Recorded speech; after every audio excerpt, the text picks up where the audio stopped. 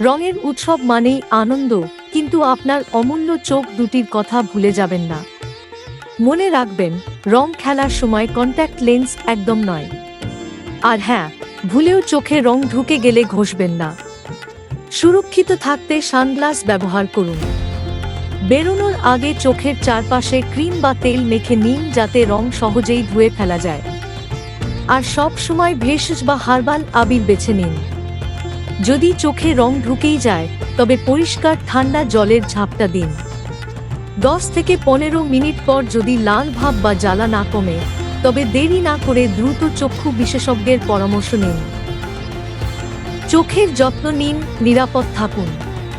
সুস্থ ও আনন্দময় হোক আপনার এই হোলি। রোটারি দক্ষিণ বারাসত আই হসপিটাল এর পক্ষ থেকে আপনাদের সবাইকে জানাই আগাম দোলযাত্রার শুভেচ্ছা।